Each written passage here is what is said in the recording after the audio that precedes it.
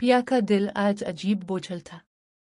वो दिल ही दिल में सोच रही थी कि जिस इंसान को वो अच्छा समझ रही थी वो आखिरकार वैसा नहीं निकला।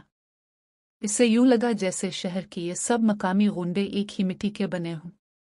वो फैसला कर चुकी थी कि अब वो उन लोगों पर अपना वक्त और सांस ज़ाय नहीं करेगी। इसने खुद से वादा किया कि अब वो खामोश रहेगी, बिल्कुल खामोश। यूनिवर्सिटी के लान में अचानक एक मायूस आवाज़ गूंजी। रस्मी सलाम के बगैर सिर्फ हेलो सुनकर माहौल में हल्की सी शरारत घुल गई।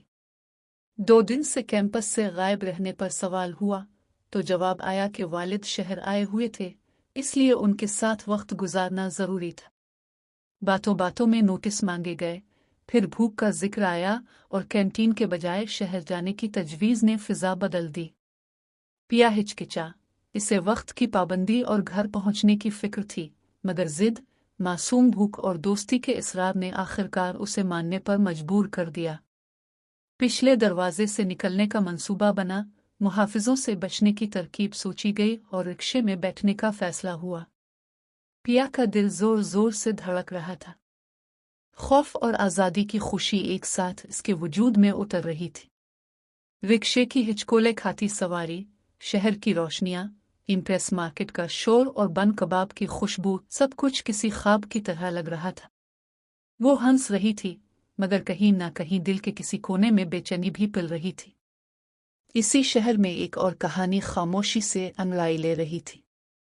गैराज में बैठा असलम उलझन में था। वो सोच रहा था कि आखिर कौन है जो उसे धमका रहा है। क्या कोई और उसके खिलाफ साजिश कर रहा था? सवालात बहुत थे मगर जवाब कोई नहीं। इसी दौरान पुराने दुश्मनों की वापसी, आखिरी वार्निंग और जिद्दी फैसले ने हालात को खतरनाक मोड़ पर ला खड़ा किया।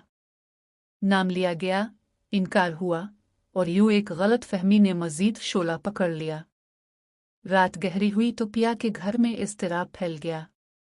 वालिद का फ़ोन बंद था, रास्ते की तलाश नाकाम रही और दिल खौफ से भर गया। पिया को यकीन था कि इस सब के पीछे सुनविल का हाथ है। वो माँ की मिन्नत समाजत के बावजूद खामोश न रह सकी। इसने फैसला किया कि अब दुआ के साथ साथ अमल भी ज़रूरी है।